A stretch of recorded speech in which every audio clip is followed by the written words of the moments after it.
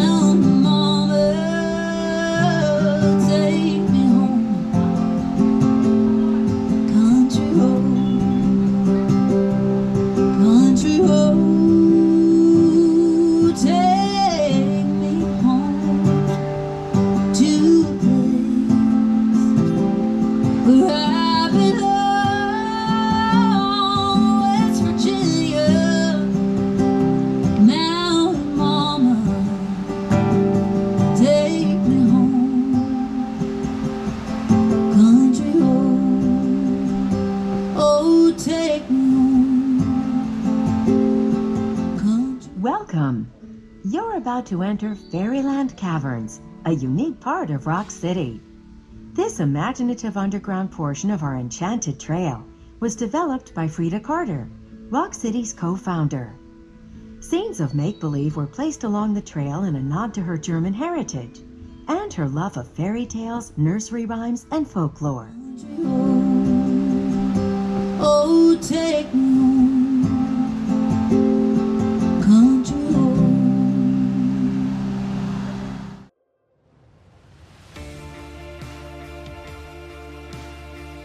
Before you get too excited and think that Mark and I are about to jump off this cliff, let me tell you that's not going to happen. We actually saw this hang gliding, paragliding local place as we were headed to Rock City, and Mark watched for a minute, but then on the way back we noticed that the traffic had really picked up there, and you can see that they were literally jumping just one right after another. And I actually struck up a conversation with one of the men who worked there. He was 74 years old. His wife had passed away about 4 years ago, and he said he needed a hobby, and so he learned to hang glide. And so he was telling us that this particular day, the conditions were almost perfect for expert hang gliders and paragliders, so that's why there were so many people there. And he really tried to encourage us to do a tandem jump, which actually an airplane takes off from the ground and then just lets you go up in the air, but that was going to be a hard no for me. I'm terrified of heights, so even watching them, my stomach was a little queasy, but they were amazing. And obviously something that's very thrilling.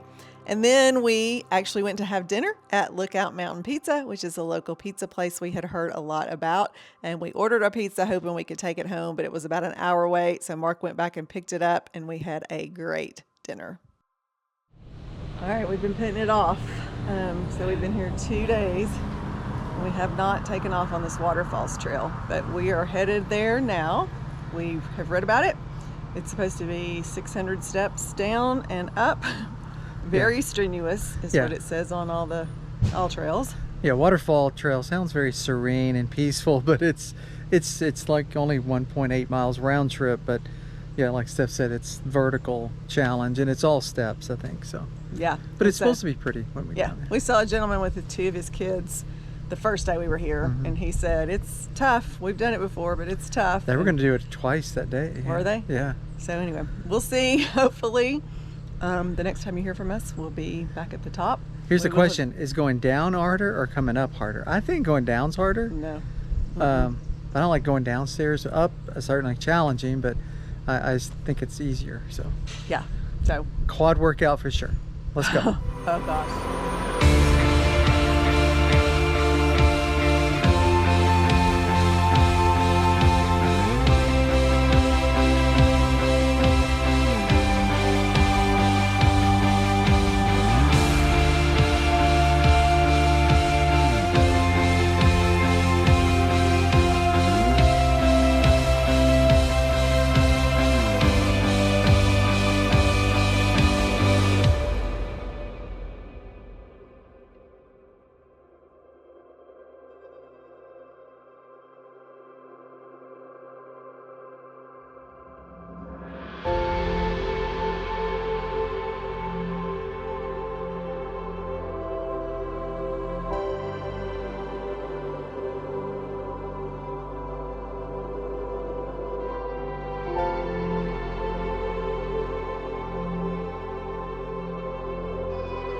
We're at 400 steps, 410. Marksman County.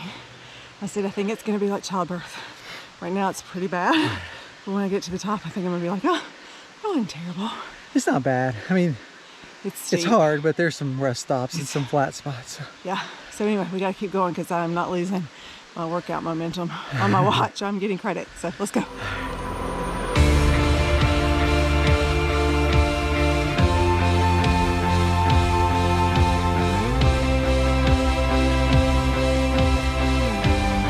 All right, we made it to the top.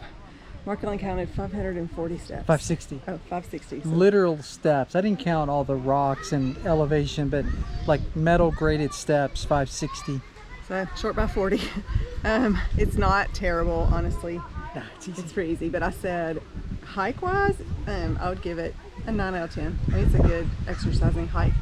Payoff-wise, now granted, they haven't had rain, so I'm going to give them that, but the falls are nowhere near what we would see Yeah. at Fall Creek Falls. But again, we haven't had any rain, so they're probably dried up just a little bit. And they did say that the volume of water in these falls are better in the spring and winter because of the rain, because I think they're it's just runoff from the surrounding areas. It's not, I don't think, fed from another bigger body of water. So We also came on a Saturday at like noon. Very busy. So many people. So we said if we do it again, and we might before we leave, yeah, we would try to do it in the morning. So Yeah. we can get here before it gets crowded and filled up. So yeah, Cherokee Fall would be neat by yourself because you can get up closer. Hemlock, you really just have a kind of an observation deck to look at the falls, because some other folks got in trouble because the ranger came and they were beyond the authorized people point, and they got whistle blown at them. So. yeah, and honestly, Cherokee is a better fall than Hemlock, Yeah, and it's pretty much. a lot closer. You don't have to do all the stairs. So. Yeah.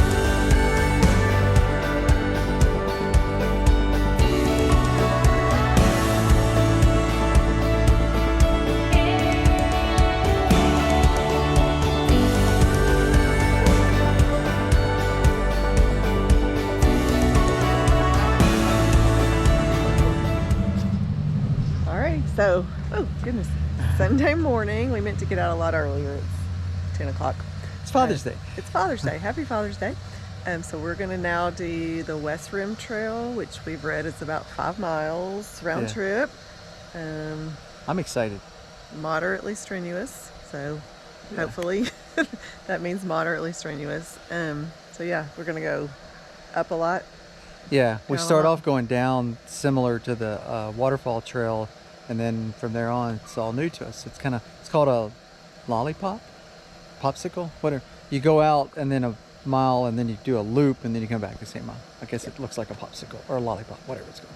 Yeah, so we're Not a gonna- popsicle. hoping to knock that out. We've looked at the forecast. It's supposed to start raining later this Yeah. afternoon, so we're even talking about maybe packing up and heading out tonight instead of waiting until the morning, because there's nothing worse than trying to pack up and get out in pouring rain. So, Plus your UT game's 2 o'clock tomorrow, so oh yeah, plus yeah, we'd be home for that. the Vols are in the losers bracket. We're trying to College get World out of Series. that College yeah. World Series. We actually did find a nice little place in Trenton, which is closed last Yeah. night, so we got to have dinner. It's called Jefferson's. Met up with a friend Really neat from place. college that I haven't seen in years, and so we went and had dinner with her and watched the game, Mhm.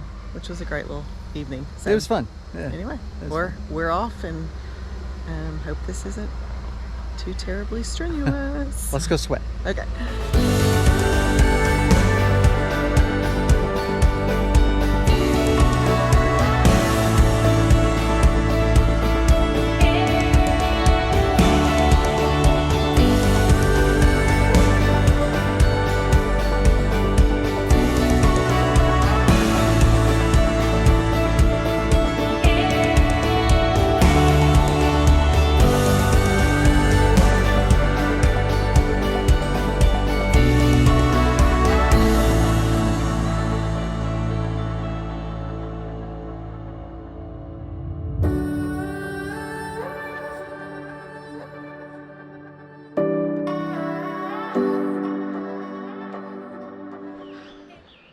All right, we're at about 1.5 miles. Yeah.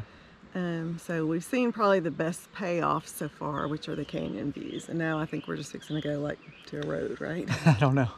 Yeah, we're on the loop part of it, and then we decided to go on the rim section first, which is you'll see some of the shots here, and it's funny because we can see across the canyon and to the east rim and where we were hiking the day Where or we so started. ago. Yeah, and where we started. Yeah. Yeah. So I am questioning the rating system. I keep asking Mark, because this is like, yes, it's not straight up, and like my heart rate's not crazy high, but very rooty, rocky, lots of up, down, hard on your knees and ankles. So I'm asking him, like, how do they decide what's strenuous or moderately strenuous? Because I think it depends on what kind of shape you're in and what's hard for you. So Yeah, I think they base it more on distance and elevation than they do surface type. And I'm getting technical again, but yeah, I don't know. I think it's more on the elevation, the how much up and down you go. Yeah, But we're still going up and down. yeah, fair Anyway, amount. I would say, yeah, this is long and very rooty and rocky. So lots of, like,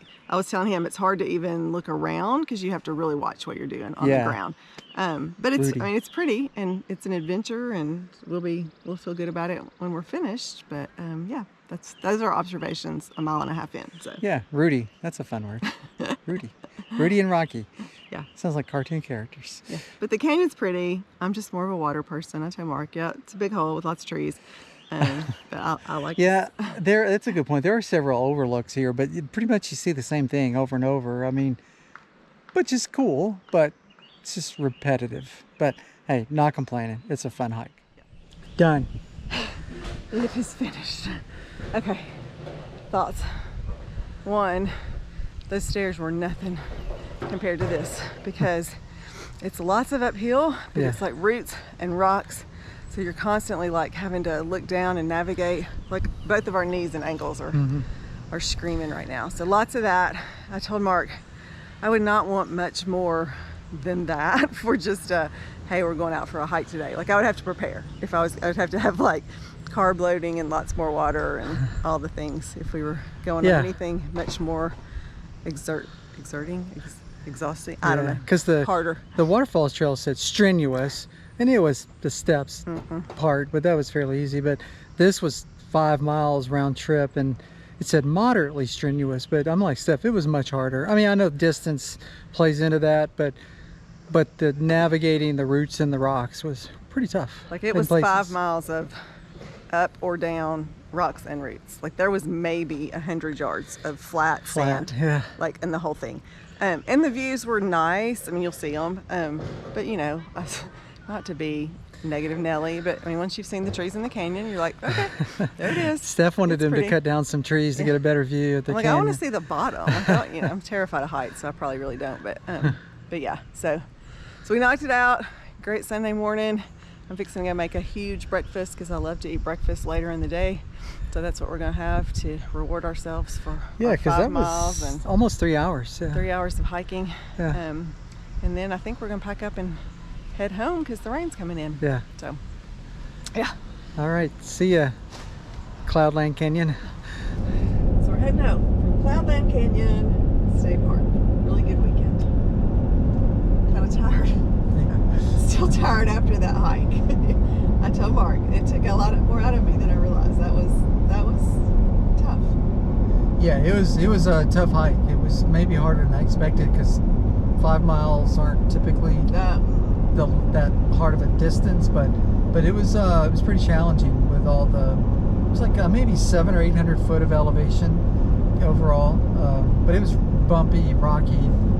Like you said, that was tough. Yeah. You're constantly having to watch the ground, so there was no like relaxing little strolling along. But again, really, really fun hike. But we wanted to talk about the campground. Yeah. Because for those of you that might be interested in coming to Cloudland Canyon, we stayed like we shared in the I can never remember. Well, you always say I'm too technical, but Cloudland Canyon State Park in Georgia, Rising Fawn, or does that sound right? There's a little city outside. But anyway, yeah, it has two campgrounds, the East Rim and the West Rim. We stayed in the East Rim. Okay. I can never remember where we're the East Rim or the East Rim or the West Rim. But it also has, it has something for everyone. Yeah. Because it has cottages that we kind of decided were probably like little hotel rooms. And when I read about them, I think really they're nice like completely furnished with dishes, kitchen, linens, the whole 9 yards. Then they have cabins, which are a little more rustic. Mm-hmm. Then they have a yurt village, which I'm not sure exactly what all. They look cool from the outside. They are cool. Yeah. That looks like fun to me. And looks like water and electric because they had a bathhouse nearby. Yeah. And then, of course, they have RV camping. They have walk-in tent camping. Yeah. They have primitive pioneer camping. Group lodge. They had at least one group lodge. Yeah. And then near us were those cabins near us as well? They were cabins, yeah. So, there's literally something for everyone to come and stay there. We actually were biking yesterday and came up on a wedding that was going on. So it is that a was big at the group place. shelter. That's right. That's another facility. And you'll see from the video, I think they renovated the East Rim campground last year. Don't believe the website because it says it's only 30 amp electric, but it's 50 amp. All of it's upgraded. No sewer though. No sewer. I don't think in any of the campground, but two dump stations, one for the East Rim and one for the West Rim. And the West Rim is currently under renovation right now. You'll see they're expanding and adding looks like some sites for some larger rigs, because it looks like, kind of based on what it looks like, the layout, a lot of pull-through sites down in that area, because that West Rim is very shaded and kind of secluded, and is kind of would be trickier to get big rigs in the West Rim, although it's a neat campground. And it's further away from the trailheads too. So we love where we were. Was perfect because we were on the very outside of the East Rim. So we were like at the closest to the road, which there was a lot of road traffic, but I kind of liked sitting there watching everybody coming in and out. I waved at every single one. A lot of people drive in just to hike or to look at the canyon or whatever. And so there's a lot of folks that are driving in for the day, spending time there. And so I loved where we were because we were right at probably how many yards away from the trailhead? 500. Yeah, less than 500 really close yards, to the trailhead. So that was kind of cool. So that was nice. So if you follow us at all, you know the one thing we're going to complain about. There is zero cell signal. Zero. Like not even. It was hard to make. We couldn't even make calls. The calls were not coming through. Yeah, we were able to text. And again, not because we necessarily want to sit in the camper and watch TV all day long, but it was the College World Series weekend. And the U.S. Open. Yeah, and Tennessee is in the College World Series, so we did go to a restaurant last night to watch the game. Yeah, Jefferson's out in Trenton, which is only like 6 or 7 miles away. Yeah. Neat little place. But on top of that, just, trying to navigate or even look at like we were going to Rock City. Yeah. So, we wanted to look at like how do you get Do a little tickets? research. Do a little research on that. When we wanted to go watch the game or have dinner, like how do you do that? And so well, and we're like I said, we're just weekend warriors, so we've talked about it, but we have not invested in any type of cell phone antenna booster to boost our cell phone signals to the towers. Now, a lot of RVers that are full-time or even just had gotten more experience have invested in those, and I think I've read they work really well. Obviously Starlink's an option, but we just have kind of relied on our cell phones and iPads to hotspot off of, and I don't know, 80% of the time it works, Yep. good enough, but this weekend there was a no-go. All right, well, that's enough kind of Yeah. carrying on about that. But again, let us know if you guys have thoughts or ideas or other questions. We're happy to try to help because we, like I said, we're still new too. We're still learning a lot. And so we were grateful for folks that did this kind of thing